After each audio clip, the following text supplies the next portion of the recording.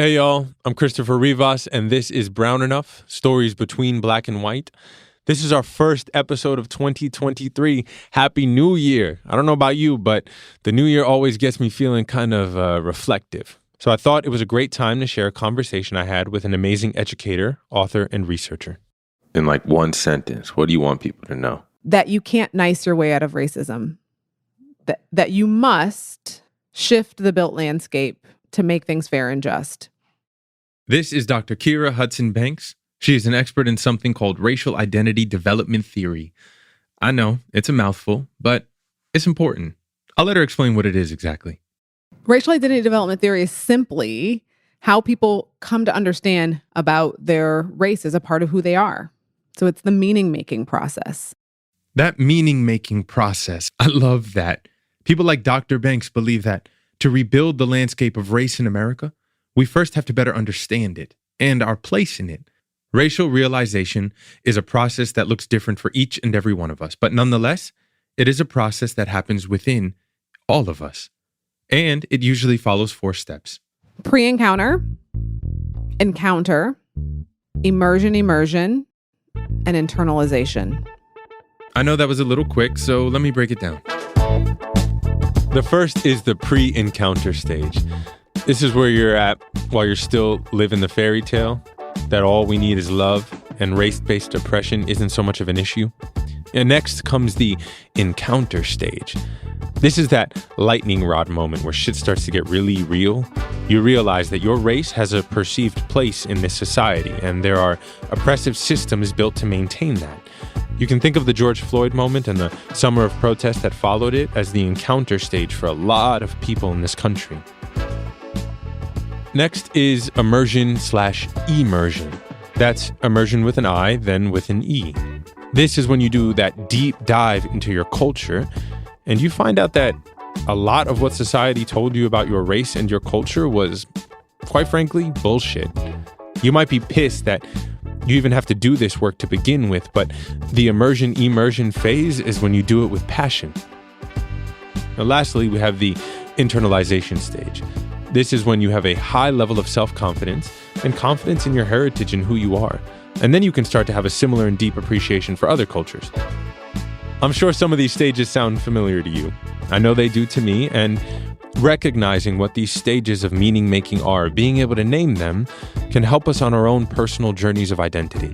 So, let's get reflecting and jump in with Dr. Kira Banks. Y'all, she did her homework on me and on Rubirosa, which I hope you have listened to by now, because we are about to talk about it together. Let's jump in.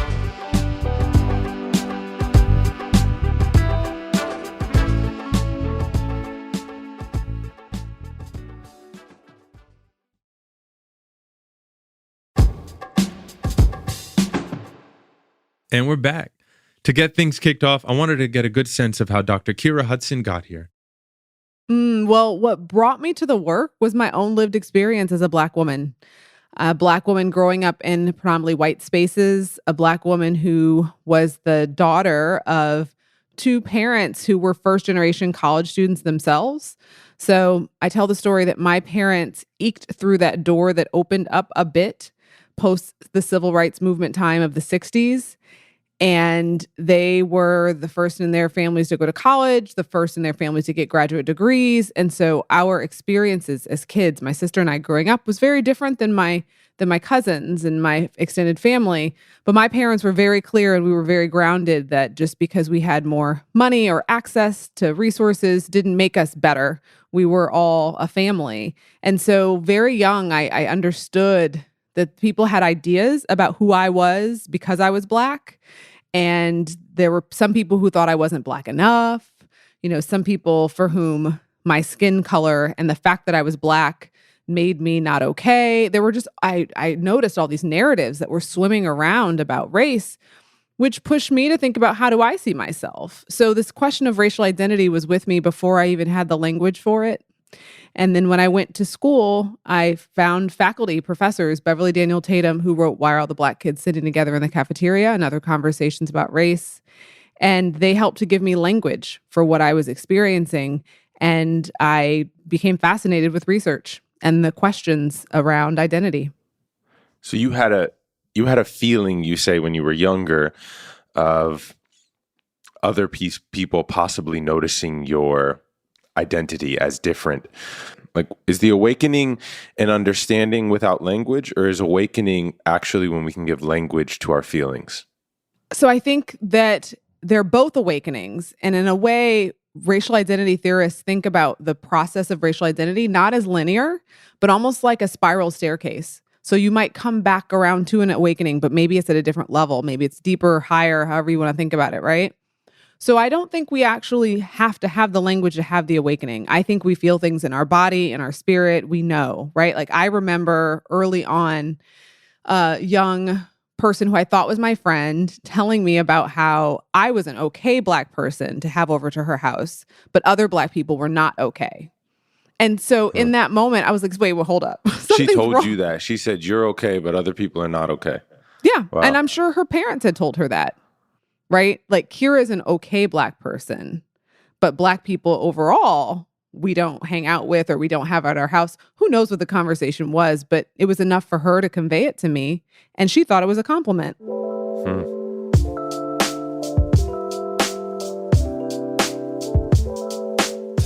Can we possibly do this together, you and I?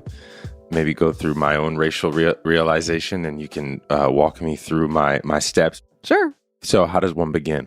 Well, I mean, I would say the first question is, when did you first come to understand yourself as a racialized being? Like, when did you first think of yourself as either a person of color or Dominican or Colombian? Like, when did you first think about that? I think it was really the Rubirosa moment, because as a kid, I had the real awesome fortune of growing up in New York, and my building was a true like melting pot. When I realized like I was going to go to college, I had to make money. I had to support myself. I had to think about my future in that way. And I think when that entered my life, and then I found this Rubirosa thing, I was like, whoa, I'm fighting an uphill battle. Something about the connection between someone I wanted to be as a child combined with my career that I wanted to enter, being a space of whiteness, like something about that really was an explosion moment for me. So I'm going to push back a bit, because I actually think that there's a distinction that needs to be made, right? So I was reading some of what you talked about in terms of like having to bump up against colorism when you brought someone home, right? Like those are moments where we have to make sense of who am I in the context of race. And I actually think if you push, you probably can think of other moments like that this moment that you're talking about in college was actually when you first became aware of racism, perhaps, or the barriers that were going to be in place because of your race. And that's related to racial identity development, but distinct.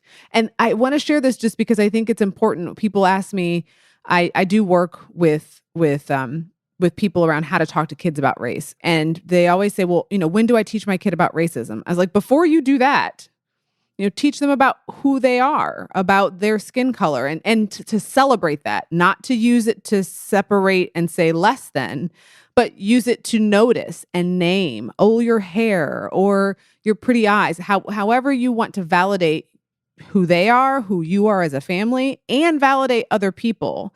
And that foundation of like noticing difference and acknowledging it and celebrating it and not using it to create hierarchy is the foundation. And then we can talk to kids about, you know what? So we notice that, so-and-so has more melanin in their skin. We used to have rules that treated people differently because of the melanin they had in their skin, right? Like that's not fair. And so I do think it's important to not conflate our awareness of racism and the barriers that are in the built landscape because of our race with our racial identity. Because our racial identities, it's who we are. It's how we make meaning of ourselves. It's beautiful. Yes, part of it is how we've had to make meaning inside a racist system. But I really do think they're distinct. Does that make sense? Yeah, it does make sense. And I think you're right, because when you mention the bring a Black girl home moment, or I always thought I came to that moment again after my own exploration, like needing to go deeper. I was like, oh, let me excavate and look back and see how these things were fucked up. But I actually think getting closer to an earlier time would be not liking myself because I didn't look like people on TV. Like I really hated my hair, specifically. Like I just didn't think my hair was nice, and I tried everything to make it different, which is to make it more white. And so I think my first moments were watching television and thinking those people were possibly even, beautiful. They were cool, they were beautiful, and I was not them. And that's pretty young. Yeah. And so those early moments shape how we see ourselves. And that's why I feel like it's so important that we be willing to talk to kids to help them make sense, help them notice. Right? I can't change the media industry, although I feel like I'm trying to as I work with major media studios. And I feel like that would be wonderful, because what I had to do with my children is I would do a lot of noticing. Like I would, and they got so tired of me saying it, but I'm like, where are the brown people in this show? Right? Like they're absent. Or why is the black boy always the class clown? Or why are there no brown girls? All the girls are cutesy are white and have blonde hair. Like I would name those things and like problematize them and get curious about it, to the point where they would tell me as they would go watch a show, Mom, there are no, just so you know, like there's one brown boy in this show. Like they would start to notice. And it doesn't solve it, but I really do think, like, I don't know. Did you talk to anyone about that? No, definitely not. I didn't have that space. So I definitely internalized it, or moved on, or what, I've, figured it out. Like I just didn't have that space. I just know that my sort of self-hate towards my features and stuff was mine. You're not alone in that. So many people, I do this activity in some of my workshops where I have people think about their first moment where they noticed race, either themselves, their race, or the race of someone else's. And then I ask, was it good or bad? Like, did it tell you something about good about yourself or someone else, or bad? And did you talk to anyone? And most people don't talk to anyone about those early moments. And like not saying it would have fixed everything, but like, how might it have helped if someone would have interrupted that with like, I love your curls. Like your hair is so awesome. It can do something, different than some of these the hairdos that we see. Yeah. But also the girls in my culture didn't love their curls, like they were burning their curls, to make it straight. So I felt like I had evidence that I should feel the way I feel. It's why I think that bond moment made me think like, man, it always related to me as a child. Like as a child, this might have given me more confidence. Like, look, this Dominican dude was mad cool, right. Like, don't question yourself, and like, it feels like you want to scream that to the world of like, hey, we don't have to spend all this time hating ourselves. Like this person that we think is so awesome actually was Dominican. Yeah. So all that to say, I do think that I would encourage you, to think about like, what were some of those early moments? Hair. You mentioned in one of your writings about going on vacation and being really tan and wishing that like it would go away. So skin tone, hair. I mean, everything feature related. I think I had an early moment of lips, big lips. People talking about big lips. Nose, grandma telling me to, pinch my nose to keep it thin. My family making jokes that I was like adopted because I was like the darkest and had the curliest hair. And I always knew it was a joke and we would laugh about it. But like, I think deep down inside, I was like, oh, that sucks. That I'm the adopted one. So I think, yeah, if I look back, I have a moment for every actual feature on my body as a child. And those are many moments. Mini, like not MANY, but MINI, many moments. And it might still truly be that bond moment was one that really launched you into deep reflection about your race, right? And I don't want to discount some of those early moments that were setting the stage. Once you had that aha moment around Bond, what did it send you down a hole of rabbit hole? exploration? Yes. Yeah.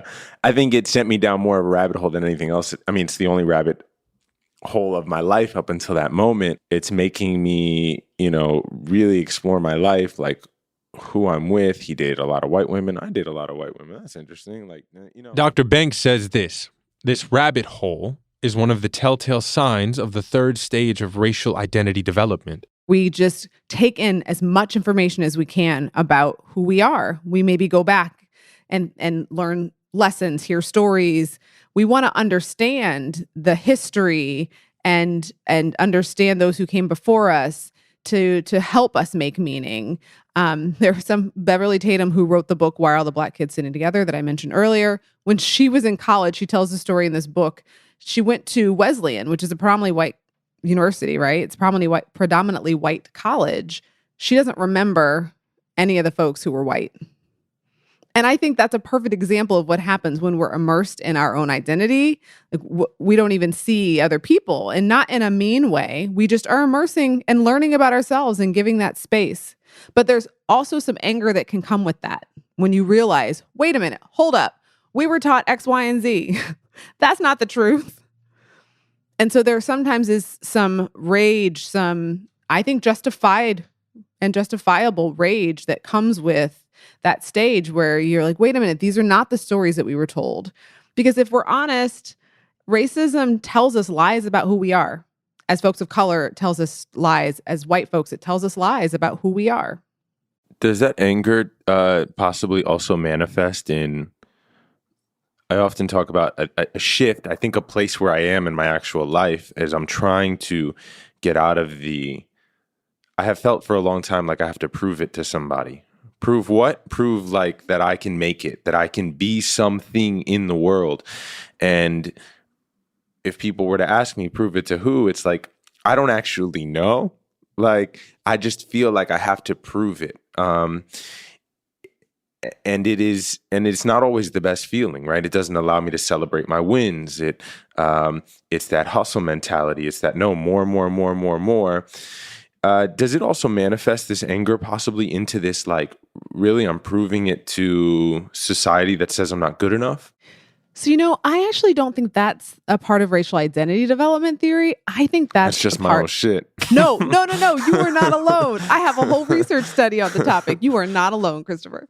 But what I think that's related to is white supremacy and white supremacy culture and the ways in which we get told as folks of color within the system of racism that we are not enough, that we're not good enough, that we can't cut it, that we are less than, that we are deficient. And within that same system, we're told that white is right, it's better, it's the norm, right? And so I think what happens is there are some folks who call it internalized oppression, that we internalize those negative messages of not enoughness, and that would then make us have to prove. The way that myself and some other theorists talk about it is that it's appropriated oppression.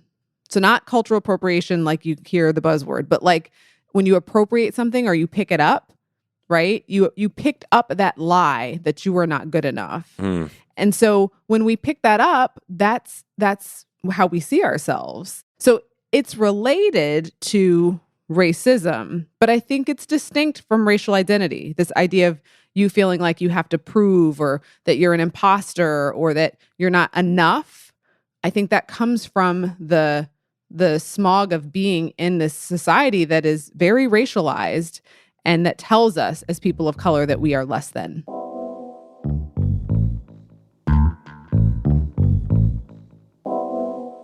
We're going to take a quick break, and when we come back, Dr. Banks and I will talk about that last stage, internalization, and whether you can go through these stages more than once in your lifetime. Don't go away.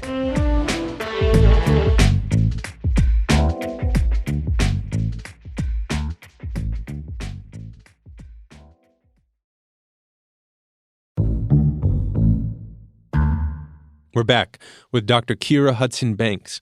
And before the break, we were talking about how me discovering Rubirosa was an encounter moment in my life. It led me into a rabbit hole and out the other side. But that is not the only moment like that I've experienced. So I asked Dr. Banks, can we have more than one encounter?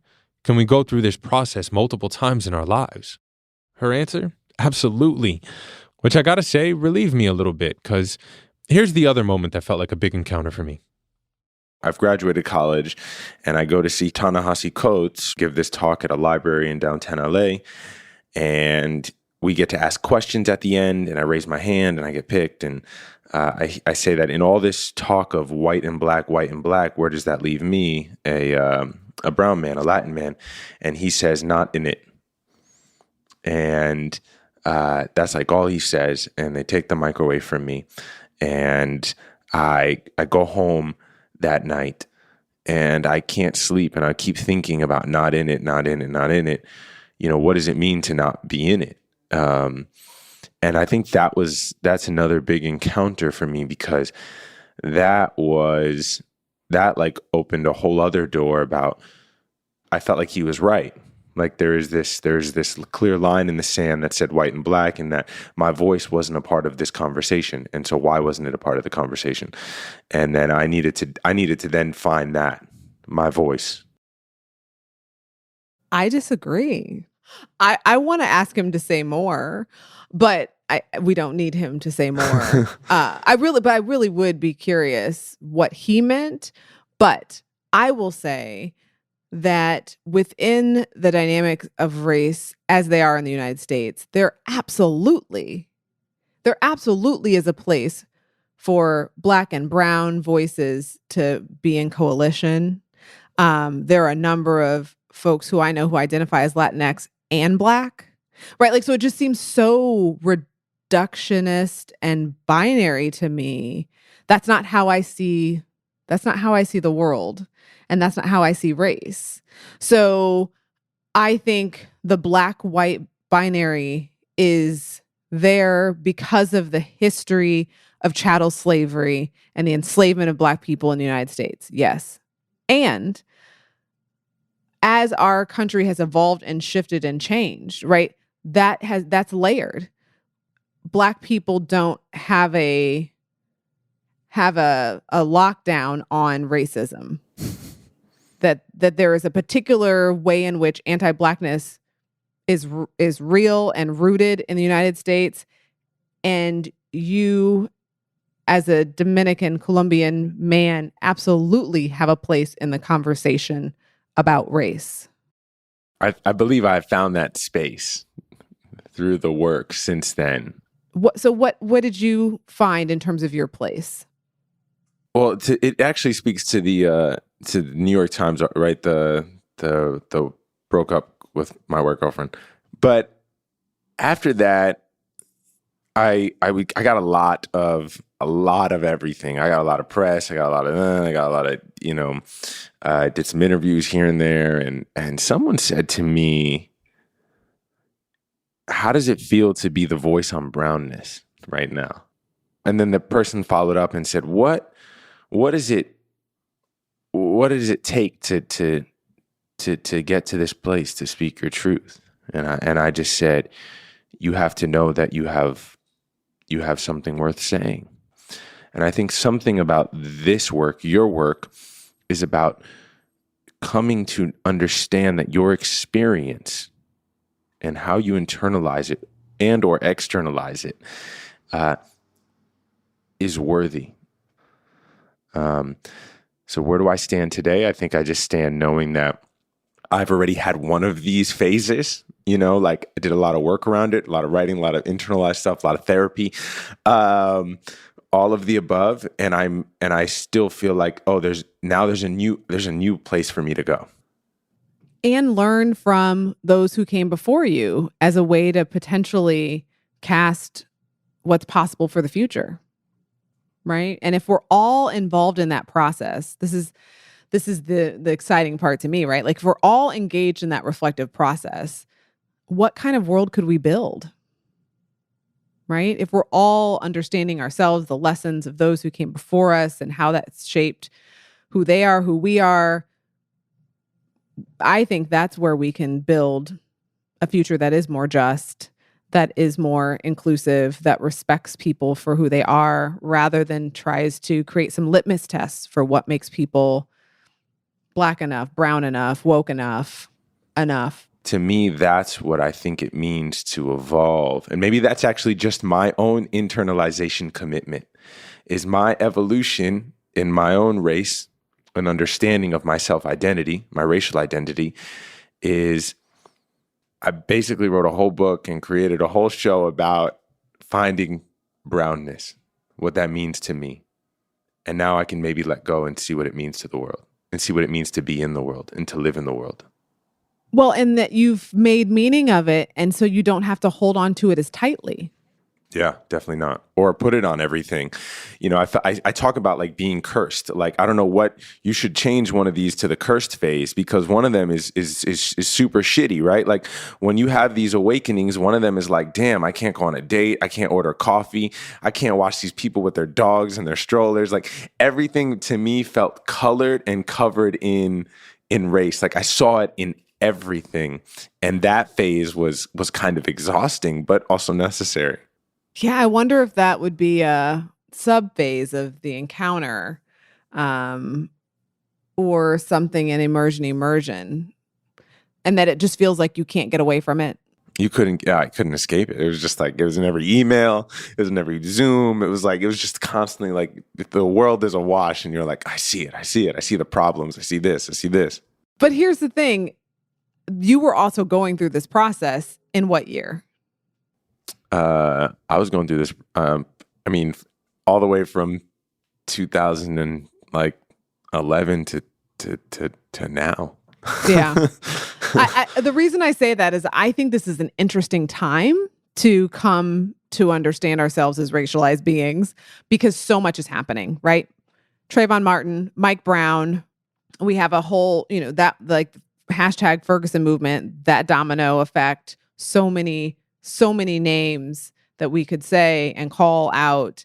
There are ways in which TV shows, cartoons, movies, right, are tackling the issues of race, trying to figure out what it means, and often fumble through naming race, and often conflating just naming race and racism and showing racialized violence. And there's a lot of activity happening around race, and has been. I really do think like we're in a new movement time, and movement never really stops, but a very active phase. So yes, I do think you're right. There's a time in our racial identity development when we become aware of it and we see it everywhere. It's kind of like that with other interests. Once we get into something, we see it everywhere.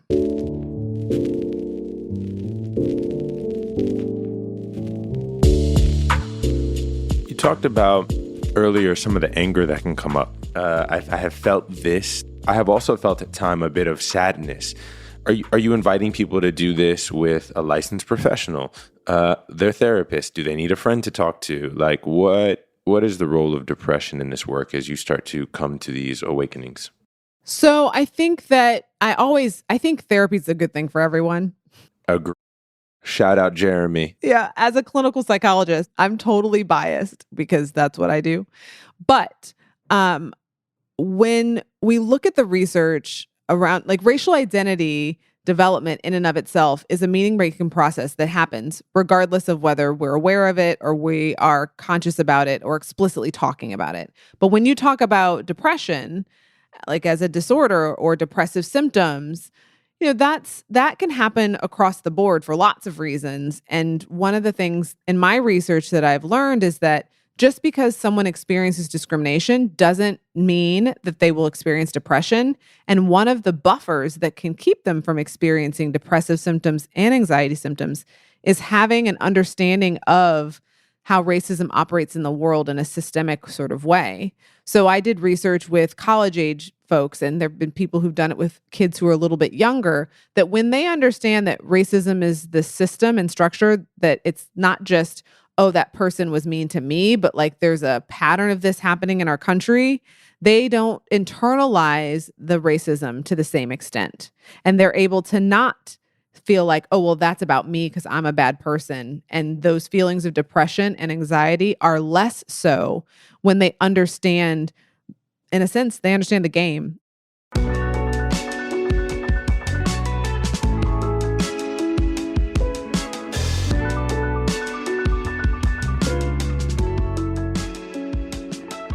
Is America in a stage or a phase? So I think about systems in different ways than individuals. So I think about the stage that systems are in, it's a different model, right? Than the racial identity model. If we had to use the racial identity development model, I'd say the George Floyd moment was an encounter moment for sure.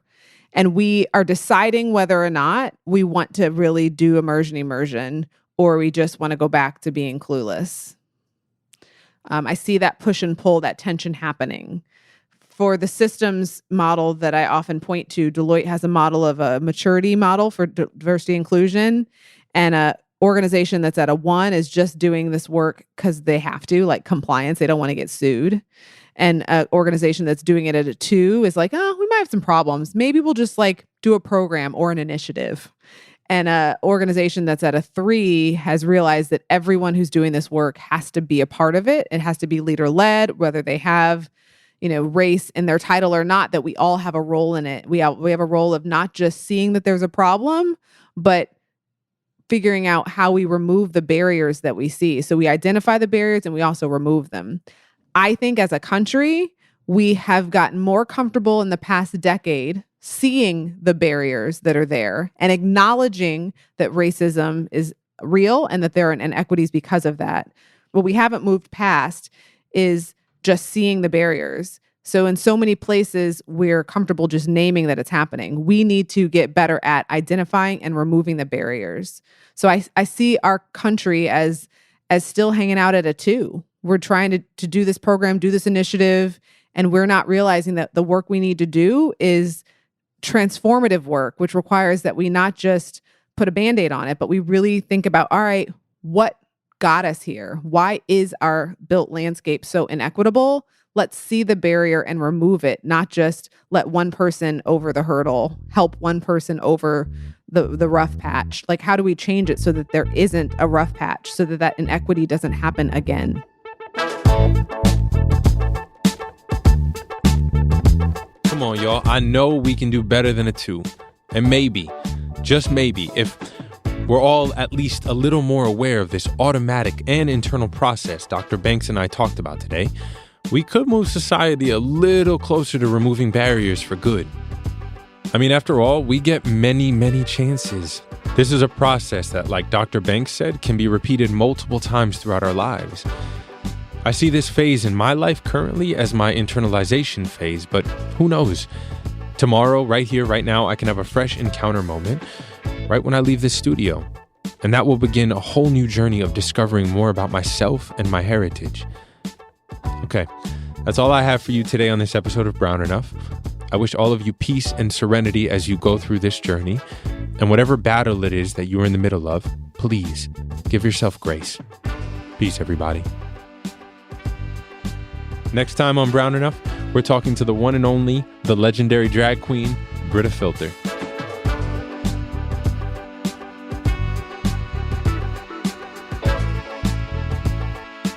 Brown Enough is a production of Stitcher. It's created and hosted by me, Christopher Rivas, and I'm also an executive producer. Our team includes producers Manolo Morales, senior producer Abigail Keel, technical director Casey Holford, production assistant Gabrielle Gladney, and executive producer Camille Stanley. This episode was produced by Baudelaire, original music by Casey Holford. Workhouse Media is a contributing producer to this podcast. Carlos E. Hernandez of Ikigai Management is also an executive producer of Brown Enough. And don't forget to subscribe or follow Brown Enough so you never miss an episode. And go ahead, write us that review. You know you want to. Peace.